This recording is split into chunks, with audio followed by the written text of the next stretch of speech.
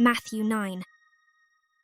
And he entered into a ship, and passed over, and came into his own city. And, behold, they brought to him a man sick of the palsy, lying on a bed.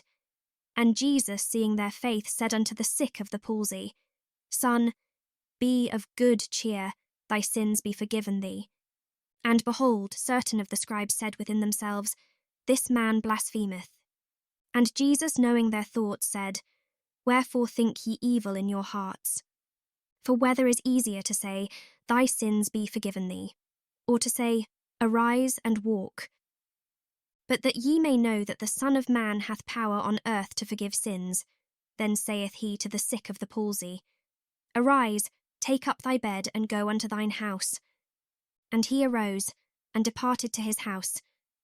But when the multitude saw it, they marvelled and glorified God, which had given such power unto men.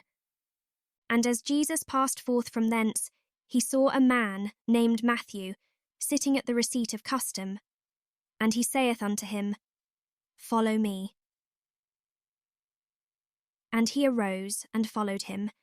And it came to pass, as Jesus sat at meat in the house, behold, many publicans and sinners came and sat down with him and his disciples. And when the Pharisees saw it, they said unto his disciples, Why eateth your master with publicans and sinners? But when Jesus heard that, he said unto them, They that be whole need not a physician, but they that are sick. But go ye and learn what that meaneth. I will have mercy and not sacrifice. For I am not come to call the righteous, but sinners to repentance. Then came to him the disciples of John, saying, Why do we and the Pharisees fast oft, but thy disciples fast not? And Jesus said unto them, Can the children of the bride chamber mourn, as long as the bridegroom is with them? But the days will come, when the bridegroom shall be taken from them, and then shall they fast.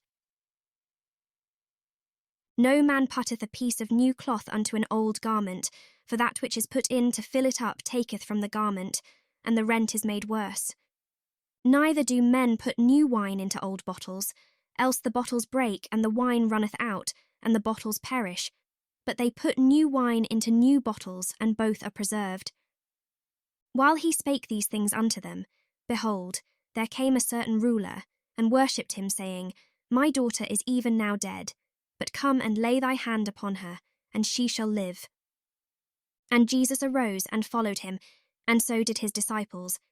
And behold, a woman which was diseased with an issue of blood 12 years came behind him and touched the hem of his garment. For she said within herself, If I may but touch his garment, I shall be whole. But Jesus turned him about, and when he saw her, he said, Daughter, be of good comfort, thy faith hath made thee whole. And the woman was made whole from that hour. And when Jesus came into the ruler's house, and saw the minstrels and the people making a noise, he said unto them, Give place. For the maid is not dead, but sleepeth. And they laughed him to scorn.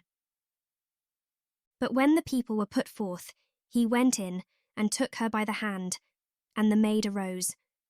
And the fame hereof went abroad into all that land. And when Jesus departed thence, 2 blind men followed him, crying and saying, Thou Son of David, have mercy on us.